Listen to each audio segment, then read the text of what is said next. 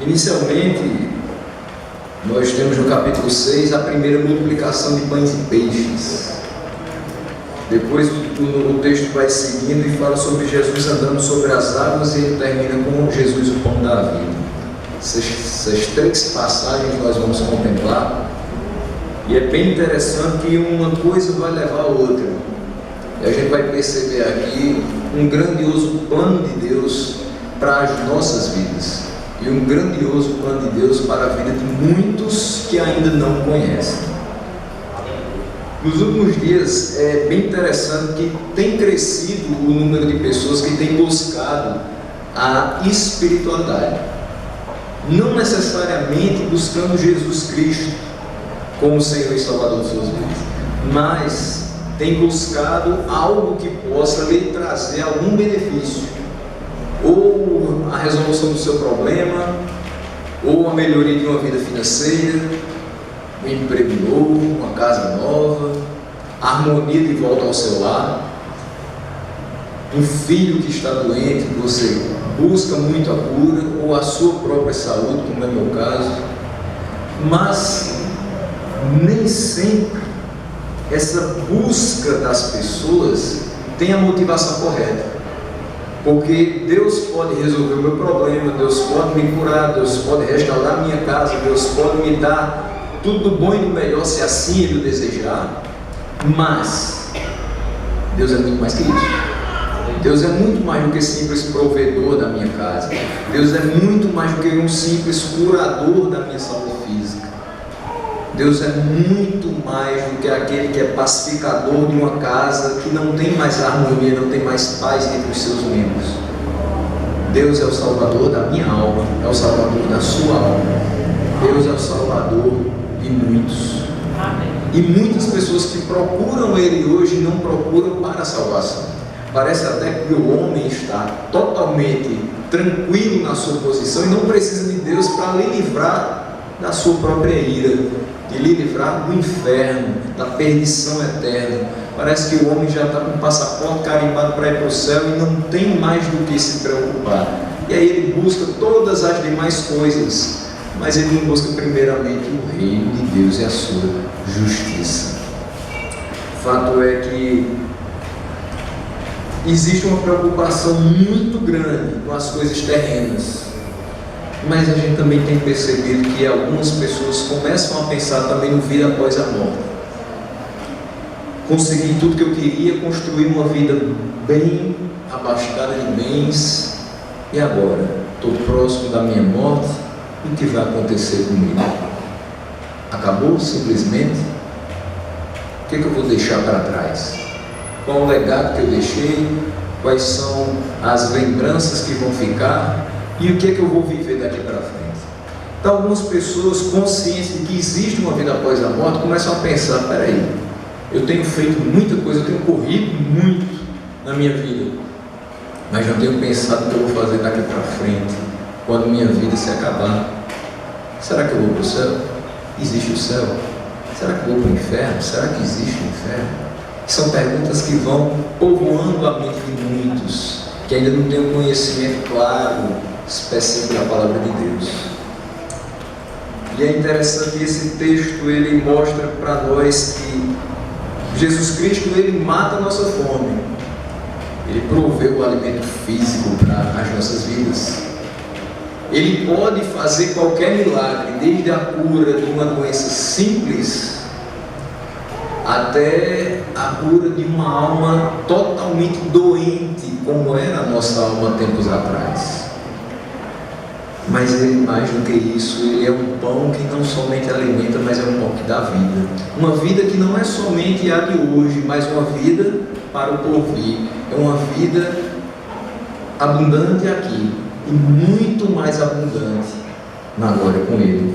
E esse texto ele vai mostrar isso para a gente. Do versículo 1 até o 48 parece ser muita coisa, mas a gente vai simplificar para deixar a mensagem de que Jesus é de fato o pão da vida e que a gente precisa acreditar nele, não somente porque a nossa despensa está cheia, não somente porque a nossa mesa está farta de alimentos, não somente porque ele nos curou de alguma doença ou porque transformou a nossa vida material, mas também e principalmente porque Ele é o Salvador da nossa alma.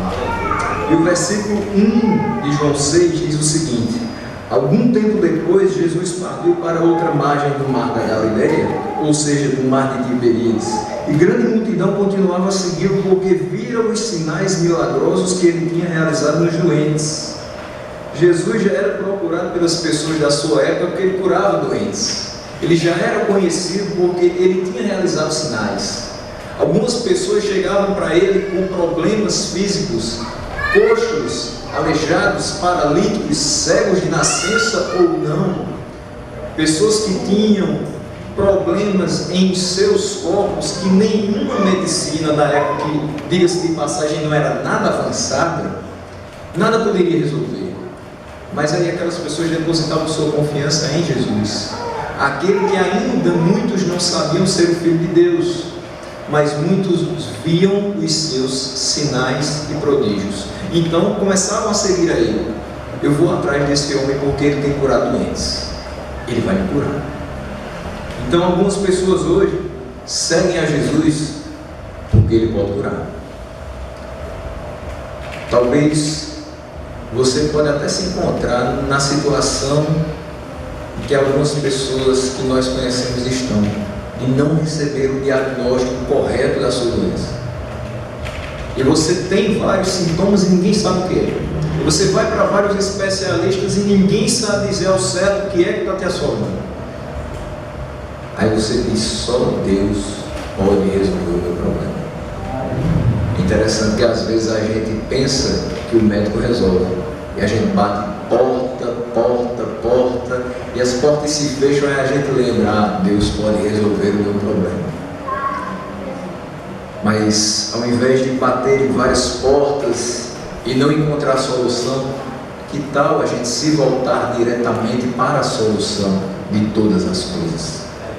Jesus Cristo, Ele sim cura o nosso problema físico, o nosso problema mental, mas Ele também restaura a nossa espiritualidade. Aquela espiritualidade que hoje muitos buscam, mas sem saber direito por quê e para quê. Nós sabemos por que servimos, nós sabemos para que estamos aqui. Nós sabemos que Ele nos resgatou, que Ele nos salvou, que Ele nos livrou. É por isso que nós o louvamos, é por isso que nós o seguimos. Não simplesmente porque vimos suas curas, mas porque espiritualmente vimos suas chagas, que foram em nosso favor. O versículo 3 diz: então Jesus subiu ao monte, sentou-se com os seus discípulos. Estava próximo à festa judaica da Páscoa.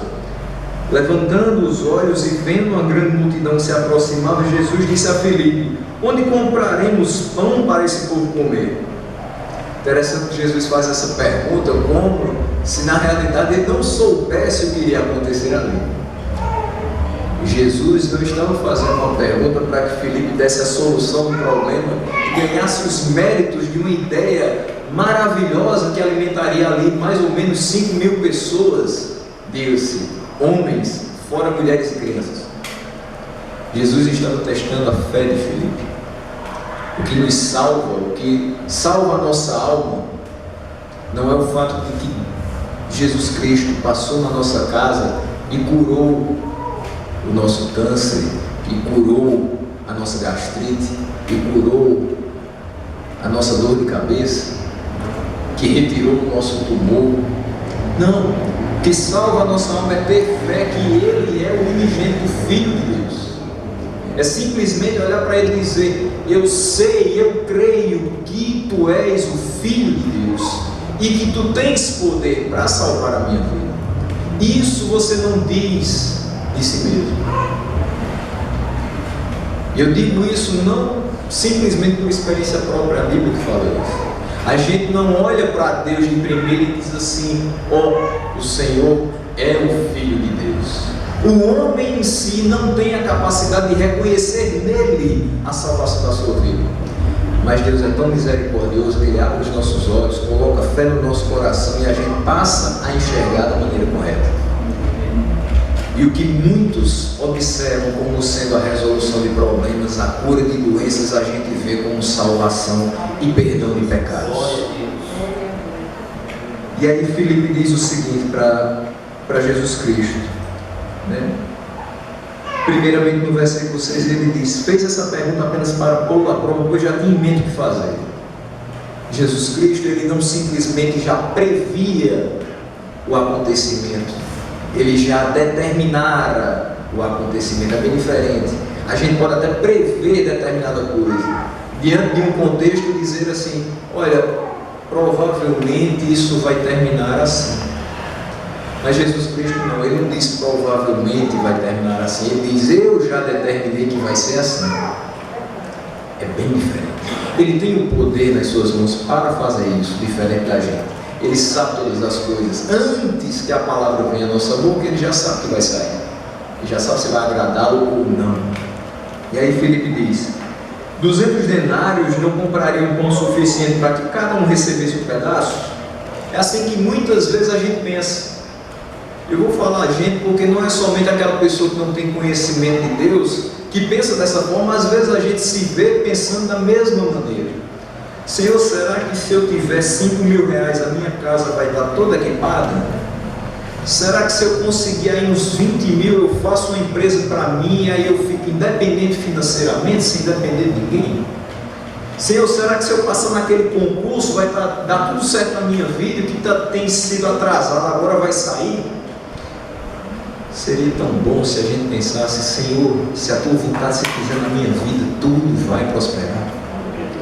Senhor, se for da tua vontade que eu passe no concurso, que eu trabalhe para a tua glória e dali tire o meu sustento. Senhor, se eu tiver aquela quantia de dinheiro, que eu possa abrir o meu negócio, que o meu negócio seja realmente para te louvar, para te engrandecer, as pessoas verem: aquela pessoa obedece ao Senhor, por isso Ele o abençoa. Não fazendo barganha com Deus, apenas obedecendo a sua palavra. E aí a gente se vê pensando no material, e Filipe pensa no material, e ele: peraí, a gente não tem nada aqui para alimentar esse povo, mas se a gente tiver 200 denários, será que vai dar? E aí outro discípulo, André, irmão de Simão Pedro, toma a palavra e diz: aqui está um rapaz com 5 pães de cevada e 2 peixinhos, mas o que é isto para tanta gente? Outras vezes a gente não olha para o material que falta, mas a gente olha para o material que muitas vezes pode ser insuficiente. Eu vou te dizer que eu faço parte de uma congregação que hoje é igreja, pouco tempo emancipada, que tem a felicidade de ter nascido com vários talentos, com pessoas que tinham certas posses, e nós temos uma quantidade razoável de recursos dentro da igreja com os quais nós podemos nos desenvolver. Mas em várias outras congregações que eu tenho passado, a gente vê a carência muitas vezes do material mais simples. É até mesmo uma mesa de som que não se tem, onde tudo é ligado numa caixa apenas e a gente vê a hora tudo explodindo, porque é muita coisa ligada na mesma energia, na mesma tomada, e a gente fica pensando: Deus, segura isso aqui para que a gente possa terminar esse culto e dar glória a Deus, porque tudo aconteceu em paz. Muitas vezes a gente não tem nem mesmo o som, e a gente pensa: será, Deus, que eu posso te servir sem essas coisas? O que é um microfone e uma caixa de som para toda essa gente? Como é que eu vou alcançar as pessoas simplesmente falando com um megafone no meio da rua, dizendo: ó, Jesus está vindo, se preparem, Ele está voltando, guardem suas vidas e sua fé, porque Ele vem buscar a sua vida? O que é isso para tanta gente que caminha por aí perdido?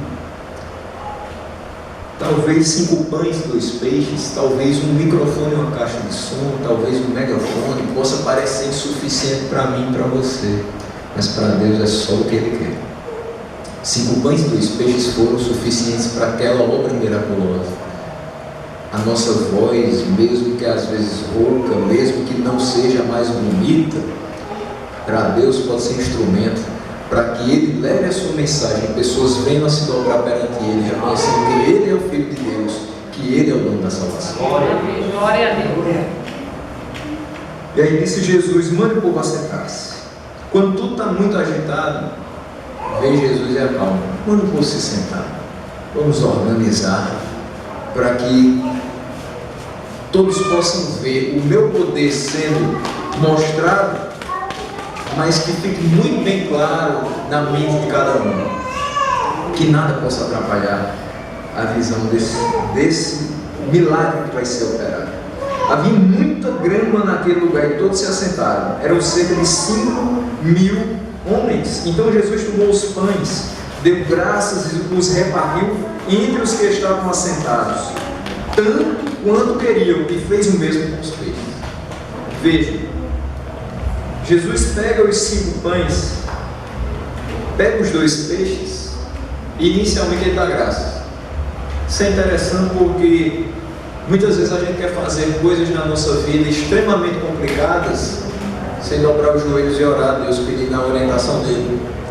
Jesus é Deus, mas diz a palavra que ele não usurpou a condição de ser Deus, mas ele se humilhou e se fez servo como nós, para mostrar diante de toda essa humildade que nós não somos nada, que precisamos de Deus para fazer qualquer coisa na nossa vida. E é interessante que ele poderia fazer sozinho na hora que ele quisesse. Se ele estalasse os dedos ali, talvez apareceria cestos e mais cestos de pães e peixes. Mas ele quer fazer as coisas da forma correta, ensinar a gente como fazer. E a partir dessa atitude ele nos mostra, primeiro, para a sua vida ter um sentido, para a sua vida ter uma direção, para a sua vida ser da maneira que Deus quer, você tem que pedir a Ele que o guie. Você tem que orar a Deus, pedindo que Ele faça aquilo que você não sabe e não pode fazer. E assim ele dá graças e ora ao Pai e reparte. E todos que estão ali comem, tanto quanto quiseram. Ou seja, você serve e as pessoas repetem, e se quiser, repetem de novo, e vão se saciando, e você acha que acaba. Vai chegar um momento ali que o nosso recurso acaba, o nosso alimento acaba. Dependendo da pessoa que você convidar para a sua casa, talvez você tenha que fazer outra feira depois. Isso não vai acontecer na casa do Levi, graças a Deus. Mas é fato que muitas vezes a nossa despensa vai ficando vazia, porque existe um limite para o nosso bolso, um limite para o nosso poder, um limite para a nossa ação, mas para Deus não tem limites. E é por isso que sobra 12 cestos de pão. Imagine 5.000 pessoas comendo pães e peixes, se fartando, comendo bem à vontade, sentados na grama, somente desfrutando da presença do Senhor e dos seus discípulos, e ainda sobra 12 pães, 12 cestos de pães. E aí diz, depois que todos receberam o suficiente, no versículo 12, para comer, disse aos seus discípulos: ajuntem os pedaços que sobraram, que nada seja desperdiçado. Até nisso aqui a gente aprende muita coisa. Deus não te dá sobrando para que você desperdice. Se tem cuscuz sobrando na sua despensa, divida. Se tem recurso sobrando na sua poupança, divida. Estou dizendo que você amanhã vai passar o cartão lá no Banco do Brasil e vai sair distribuindo dinheiro por aí. Estou dizendo que Deus nos ensina a não desperdiçar aquilo que Ele coloca nas nossas mãos. Se é recurso, que nós possamos também fazer outros tão felizes como nós, que recebemos das mãos do Senhor. E quando estivermos doando a alguém, pode ter certeza, as mãos do Senhor estão nos conduzindo para também abençoar outras vidas. Isso não é discurso que está chegando Natal, não. Isso é um discurso para toda uma vida. Todo cristão deve se parecer com o seu Senhor, deve fazer aquilo que Ele faz. E aí o versículo 3 diz: então eles ajuntaram e encheram 12 cestos com os pedaços dos 5 pães de cevada, deixados por aqueles que tinham comido. Depois de ver o sinal milagroso que Jesus tinha realizado, o povo começou a dizer: sem dúvida este é o profeta que devia vir ao mundo. É muito fácil falar isso. Eles viram. Bem-aventurados os que não viram, mas creram. Mas eles viram, e não só viram a multiplicação de pães e peixes, eles tinham acabado de ver a cura de vários doentes. E ali na Galileia, eles veem um segundo sinal extremamente poderoso da parte de Jesus Cristo. E aí eles têm que reconhecer: este é o profeta que devia vir ao mundo. Mas sabendo Jesus, no versículo 15, que pretendiam proclamar o rei à força, retirou-se novamente sozinho para o mundo. Às vezes a gente percebe o seguinte, que Deus nos dá uma capacidade para fazer determinada coisa dentro de sua casa, e a gente se sente tão autossuficiente que diz: olha, fez uma boa obra na casa do Senhor. E às vezes as pessoas chegam para você e dizem: olha, você é uma peça muito importante na nossa igreja. Só falta dizer assim: olha, você é o cara da nossa igreja. Se não fosse por você, não teríamos a nossa festividade. Se não fosse por você, não teríamos o pregador daquela noite. Se não fosse por você, como é que seria o louvor da nossa igreja? E aí você vai se enchendo, e aí inflou de determinada maneira que você esquece que Deus está por trás de tudo. Deus quem faz. A gente é só um pequenino canal, pequenino instrumento para que Ele mostre todo o seu grandioso poder.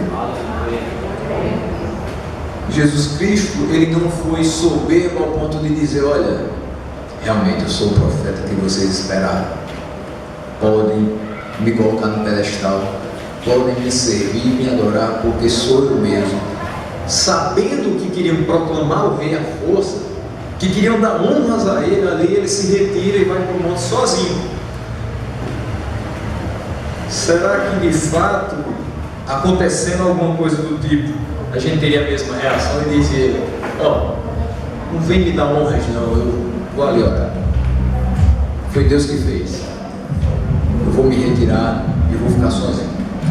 E aí Jesus Cristo, Ele vai, caminha ao anoitecer e desce para o mar, e os seus discípulos vão atrás dele. Eles não sabem bem onde é que Jesus está, e mais ou menos uns 5, 6 quilômetros de distância é que eles vão encontrar Jesus. E veja o que diz aí no versículo 16, começando a falar sobre Jesus andando sobre as águas. Versículo 16 diz: ao anoitecer, seus discípulos desceram para o mar, entraram num barco e começaram a travessia para Cafarnaum. Jesus Cristo havia curado doenças numa cidade, foi para Galileia, multiplicou pães e peixes e agora vai para Cafarnaum. Imagina-se que ali Ele realizará vários outros sinais. Sendo assim, os seus discípulos descem com Ele para enxergar mais marcas de um ministério que mais na frente serviria de base para que eles continuassem toda a trajetória da igreja.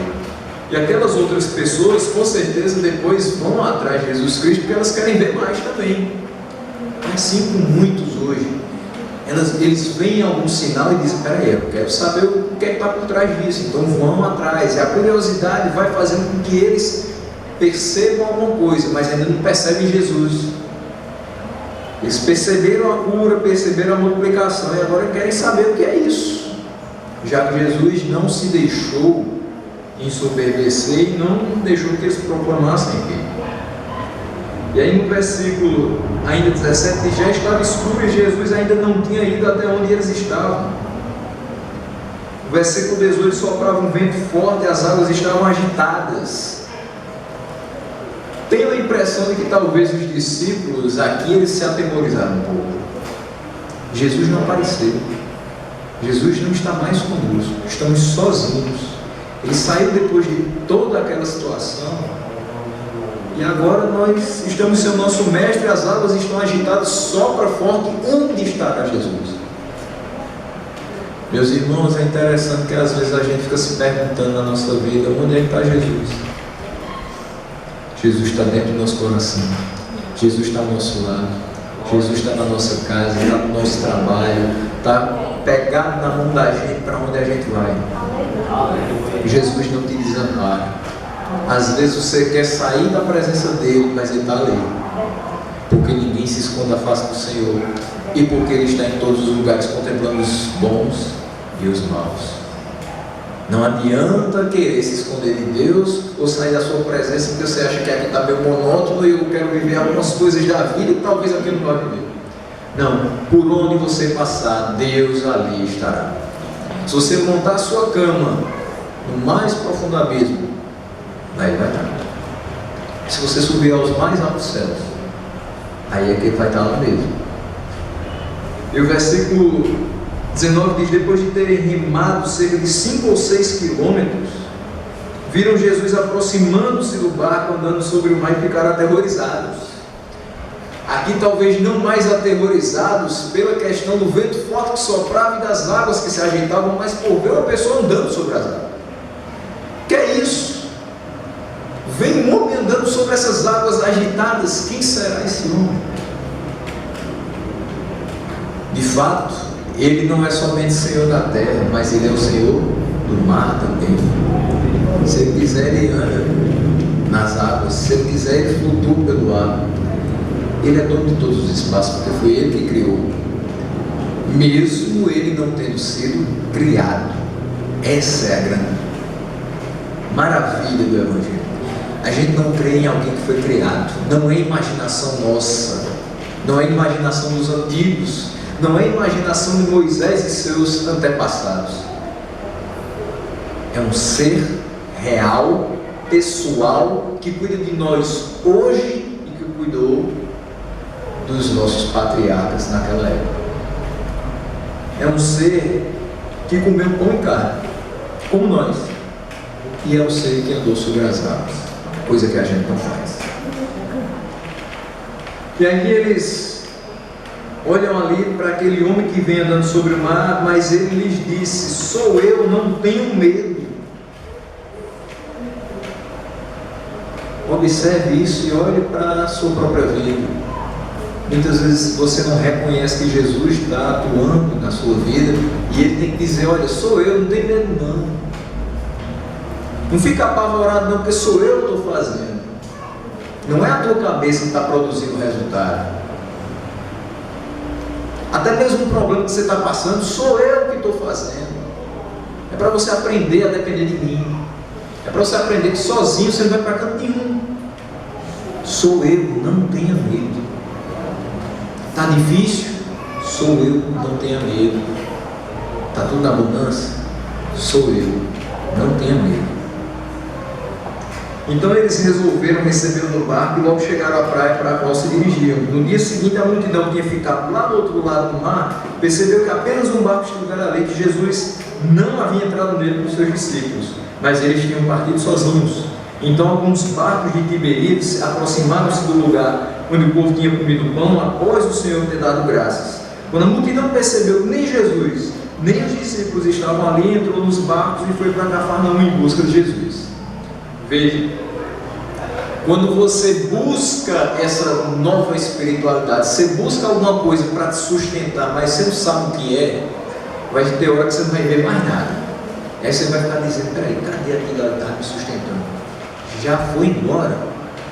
E eles ficavam ali: cadê Jesus? Cadê aquele homem? Ele estava aqui ontem, mas agora já não está mais. Cadê os discípulos dele? Já foram com ele também? Vamos atrás. Hoje a gente não precisa mais correr atrás de Jesus. Ele já está na nossa vida. Só que quando a gente não tinha essa certeza, a gente corria atrás de qualquer coisa que pudesse parecer com Jesus, que pudesse dar um alento para a nossa vida. Foi quando Ele nos achou. E aí Ele disse: olha, agora você não precisa mais correr atrás de mim, porque eu vou estar contigo todos os dias até a consumação do século.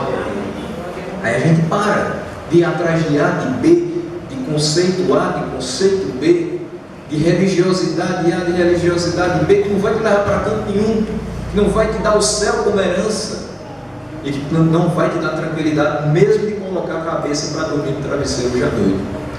Jesus pode te dar tudo isso. Jesus já te deu tudo isso. E aí vem a parte final da nossa explanação, mostrando que Jesus é a fonte não só da cura, não só do pão, mas da salvação das nossas vidas. Jesus é o pão da vida. É o pão que não precisa de trigo nem fermento para ser fabricado. É o pão que desceu do céu, se fez carne, habitou entre nós, nós vimos a sua glória como a do unigênito do Pai. Versículo 25 diz: quando o encontraram do outro lado do mar, perguntaram-lhe: mestre, quando chegaste aqui? Jesus Cristo hoje tem sido mestre na boca de muitos, mas no coração de poucos. Dizer: Jesus, tu és Senhor, muitos dirão, mas nem todo aquele que diz Senhor, Senhor, entrará no reino dos céus. Por isso é muito importante ter Ele como mestre no nosso coração. Mestre ensina, e Ele ensina como caminhar, ensina como viver, ensina como se conduzir diante de uma sociedade que olha para a gente e diz: olha, esse povo aí quer viver muito santo, mas tem seus defeitos. Claro, teremos sempre, somos humanos, só temos um grande diferencial: nós temos a verdade nas nossas mãos e o dom da verdade nos nossos corações. Ele nos deixa viver, porque não somos marionetes em suas mãos. Nós pecamos sim, erramos sim, mas temos a certeza do perdão dos nossos pecados, porque um dia Ele se sacrificou por nós, e o seu sacrifício foi completo, perfeito, não deixa dúvida para nada. Não precisa que a gente faça algum sacrifício a mais do que aquele. E se alguém duvidar disso, vai se ver com Ele no dia final. Mas nós que temos a certeza, que confiamos e cremos nele, vamos desfrutar de todos os benefícios do lar celestial. E aí Jesus responde: vocês estão me chamando aí de mestre, perguntando por onde eu estava? A verdade é que vocês estavam me procurando, não porque viram sinais milagrosos, mas porque comeram os pães e ficaram satisfeitos. Jesus sabe o intento do nosso coração. Ele sabe porque nós subimos à sua casa domingo após domingo, e Ele sabe porque de vez em quando, no aperto, a gente, onde estiver, invoca o nome dele. E muitas vezes, quando está tudo bem, tudo tranquilo, a gente nem se lembra de orar, nem mesmo quando vai dormir. Aquela oração que não passa do Senhor Jesus, pegou no sono. Ele diz: vocês estão aqui porque vocês comeram pão e estão satisfeitos, porque eu enchi a barriga de vocês. Vocês não estão aqui porque me consideram mestre. De fato, vocês não olharam para mim como sendo filho de Deus, com podendo dar a vocês vida, mas vocês olharam para mim podendo dar a vocês pão. Vocês olharam para mim como um recurso material, como uma fonte de onde jorra alguma coisa que vocês precisam agora. Mas vocês não estão olhando para mim como uma fonte que vai jorrar vida para a eternidade. Vocês não estão olhando para o porvir, vocês estão olhando aqui. Mas eu estou olhando a vida de vocês lá na frente, porque fui eu que escrevi a história de vocês, e eu já sei tudo o que vai acontecer. Eu sei que muitos ouvirão e vão crer, mas nem todos. Infelizmente, a gente às vezes não quer aceitar, mas tem sim muitas pessoas que morrem para o inferno. Deus é injusto por conta disso? Não. Ele seria injusto, de fato, se Ele não tivesse utilizado de misericórdia para conosco, porque Ele negaria-se a si mesmo. Uma das suas características, além de justiça, é misericórdia, bondade e amor. Um amor tão grande que João não soube nem como expressar. Ele disse: Ele amou de tal maneira que Ele deu seu Filho para que a gente tivesse vida. Mas como é que a gente tem vida? Crendo. Ele não nos colocou nenhuma condição além dessa. E aqui ele fala: olha, vocês não creram. Vocês estão falando mestre, mas vocês não creram em mim como mestre. Vocês creram no que eu fiz, que foi alimentar vocês. E aí ele diz: não trabalhem pela comida que se estraga. Ou seja, não viva simplesmente pelo material, mas pela comida que permanece para a vida eterna, a qual o Filho do Homem lhes dará. Deus, o Pai, nele colocou o seu selo de aprovação. Em outras palavras, volte-se para mim e eu os saciarei eternamente. Vocês agora estão saciados de pão e de peixe. Talvez daqui a pouco sentirão fome. mas todo aquele que comer do pão da vida não tornará a ter fome. Se você já teve experiência de estar do lado de fora dessas quatro paredes, no sentido de viver uma vida totalmente voltada para os prazeres mundanos, você tem consciência que em diversos momentos você buscava ter uma alegria, mas aquela alegria passava. Você se reunia com seus amigos, vocês riam, vocês brincavam, aquilo passava. A gente pulava, dançava, brincava, fazia muita coisa, parava noites e noites, pensando em algo que deveria ser felicidade, mas aquilo dali não era felicidade, porque passava. No outro dia você queria mais, na outra semana você queria mais, e no outro mês mais, e assim nunca se saciava, sempre faltava alguma coisa, e você dizia, por mais que eu faça, ainda existe um vazio, eu ainda estou procurando alguma coisa que preencha, mas eu não consegui encontrar. De fato, se o homem não se satisfizer em Deus, em nada mais ele vai encontrar satisfação. E é importantíssimo que aquele que encontra-se com o Senhor, ele possa buscar essa satisfação simplesmente na palavra do Senhor, para que nada mais possa ser atrativo para ele, para que ele não vá buscar lá fora o complemento que ele tem aqui dentro, até porque tudo que você recebe aqui é suficiente para que você viva plenamente. E aí o versículo 28 diz: então me perguntaram, o que precisamos fazer para realizar as obras que Deus requer? Olha o pensamento desse povo. Peraí, a gente quer esse alimento para a vida eterna, o Filho do Homem vai nos dar, só que a gente quer saber o que a gente precisa fazer para ganhar isso. Quais são as obras que a gente precisa fazer para ganhar essa vida eterna? Tem muita gente pensando que é pelas suas obras que se consegue a vida eterna. Mas aí eu vou dizer uma coisa: tem um rapaz muito bom na Bíblia chamado Paulo, todo mundo aqui conhece. Esse homem errou na sua vida. Antes de cair do cavalo em Damasco, ele perseguiu muita gente. Antes de ter a sua visão cegada pelo Senhor, ele queria cegar a visão de muita gente. Tem outro rapaz também bem legal na Bíblia, chamado Davi, foi rei de Israel. É um homem que muita gente idolatra, dizendo: olha, eu queria ser como Davi, porque ele é um homem segundo o coração de Deus. Só que esse homem errou feio. Se Deus fosse observar as boas obras desses homens, não teríamos hoje nenhum deles como exemplo. Não teríamos hoje nenhum deles fazendo parte do cano bíblico. Mas Deus não olha as nossas obras para efeito de salvação. É Ele quem dá gratuitamente a salvação. Ainda bem que é assim, senão a gente não é salvo. Mas muitas pessoas continuam cegas, ainda pensando que podem se justificar por obras.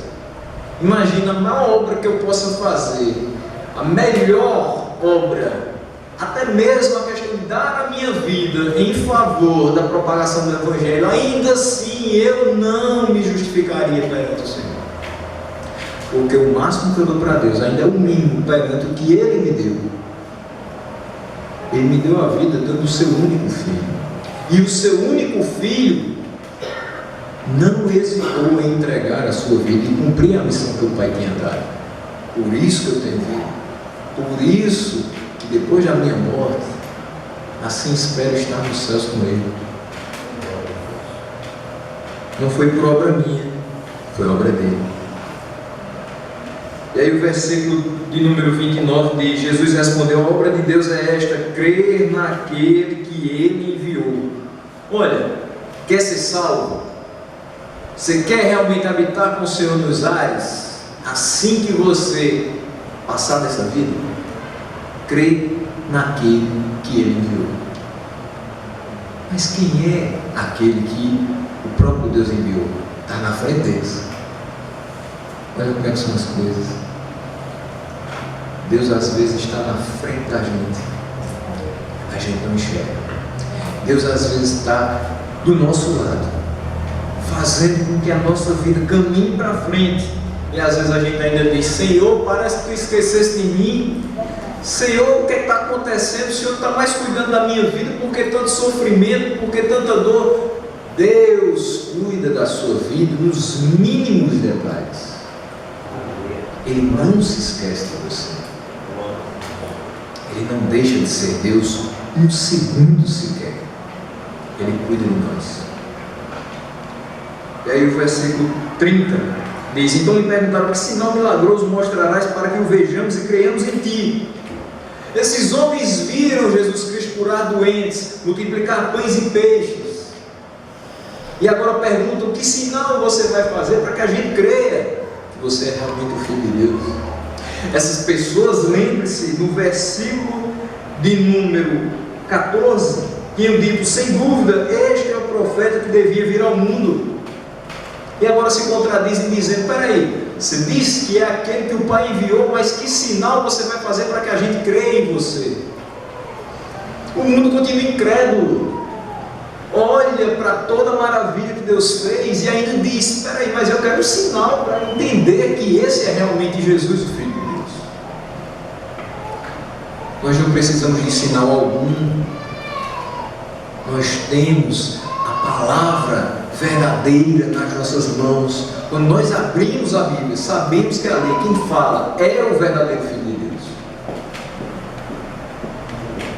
No versículo 31 diz: os nossos antepassados comeram maná no deserto, como está escrito, Ele lhes deu a comer pão dos céus. Mas aí Jesus fala, declarou-lhes Jesus: digo-lhes a verdade, não foi Moisés quem lhes deu o pão do céu, mas é meu Pai quem lhes dá o verdadeiro pão do céu.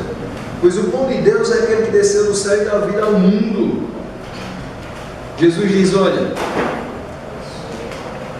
para vocês não vai ter sinal do céu como maná. Simplesmente está na frente de vocês o pão que desceu do céu. Simplesmente está na frente de vocês o pão da vida. E aí o povo olha para ele e diz assim: Senhor, dá-nos sempre desse pão. E aí Jesus declara: eu sou o pão da vida, aquele que vem a mim nunca terá fome, aquele que crê em mim nunca terá sede. Mas como eu lhes disse, vocês me viram, mas ainda não creram. Ele declara mais uma vez quem Ele é. Não de forma arrogante, mas de modo a abrir os olhos daquele povo. Vocês me viram fazer tudo aquilo, estão me escutando falar que eu sou o pão da vida, mesmo assim não creio. E aí Jesus disse o seguinte: todo aquele que o Pai me der virá a mim, e quem vier a mim, eu jamais rejeitarei. De fato, muitas e muitas pessoas ouvirão a palavra, verão os sinais, e mesmo assim não crerão. E você acha que é porque eles resolutamente decidiram rejeitar Jesus e disseram: não, eu não quero ser salvo? Não, não é isso não. O próprio Deus endureceu o coração destes. É duro entender que muitas das pessoas da nossa própria família escutam a nossa pregação anos e anos e não se convertem ao Senhor. Mas é para que a gente possa colocar na cabeça que não é a nossa pregação e que não é a decisão humana que vai trazer salvação. Diz aqui: todo aquele que o Pai me der virá a mim. É Deus que leva você a buscar o seu Filho. E todo aquele que vier a mim, eu jamais rejeitarei. Se o Pai entrega ao Filho, é óbvio que Ele não vai rejeitar. É claro que Ele vai tratar como ovelha querida, como parte da sua família. E aí o versículo 38 diz: pois desci dos céus, não para fazer a minha vontade, mas para fazer a vontade daquele que me enviou. E esta é a vontade daquele que me enviou, que eu não perca nenhum dos que ele me deu, mas os ressuscite no último dia. Porque a vontade de meu Pai é que todo aquele que olhar para o Filho e nele crer tenha a vida eterna, e eu o ressuscitarei no último dia. Quando ele começa a falar da questão de vida eterna e dizendo que vai ressuscitar essas pessoas no último dia, aí os judeus olham para ele e dizem: peraí, tem um homem aqui que está dizendo que perdoa pecados, que vai dar vida eterna e que ainda vai ressuscitar as pessoas no último dia. Tem algo aí que é errado. E eles começam a criticá-lo, porque ele dizia que era o pão que desceu do céu. E aí o versículo 42 diz: eles falam: este não é Jesus, filho de José? Não conhecendo seu pai e sua mãe? Como ele pode dizer que desceu do céu? Sempre vai haver uma pessoa, quando alguém está começando a crer, vai colocar em dúvida essa crença. Ali alguns escutaram da palavra de Deus e começaram a crer nele. Tenho certeza que sim. Mas alguns colocam em dúvida: peraí, esse homem a gente sabe quem é, ele é filho de José, nós conhecemos seus irmãos, eu sei de onde ele veio, como é que ele disse que desceu do céu? Sim, ele desceu do céu, ele é integralmente homem, é integralmente Deus. Ele faz coisas maravilhosas que nós não conseguimos entender, inclusive o fato de ter descido do céu e ter habitado um ventre humano. Mas era necessário que ele viesse em carne para que ele fosse sacrificado na cruz em nosso lugar. E é justamente porque ele se sacrificou na cruz no nosso lugar que nós temos vida. Ele deu na sua morte a nossa vida. O Evangelho, na realidade, se resume nisso. É o entendimento correto de que nós fomos salvos pela graça, mediante a fé. Mas tudo isso veio do sacrifício pleno e substitutivo de Cristo. E aí ele diz: parem de me criticar. Ninguém pode vir a mim se o Pai que me enviou não o atrair, e eu ressuscitarei no último dia. Está escrito nos profetas: todos serão ensinados por Deus, todos os que ouvem o Pai e dele aprendem, vêm a mim. Ninguém viu o Pai, a não ser aquele que vem de Deus. Somente ele viu o Pai. Asseguro-lhes que aquele que crê tem a vida eterna. Eu sou o pão da vida. Ele encerra dizendo o seguinte: o mais importante é que vocês não tenham dúvida, que mesmo que esses judeus falem, e mesmo que as pessoas hoje digam que a gente crê em algo que não faz sentido, que não tem nexo nenhum, que a gente crê numa fábula, num conto de fadas, em algo mirabolante, o importante é crer, porque todo aquele que crê tem a vida eterna. Que nessa noite a gente possa ter a real concepção de que Jesus Cristo, ele pode e ele vai suprir as nossas dispensas com alimento material.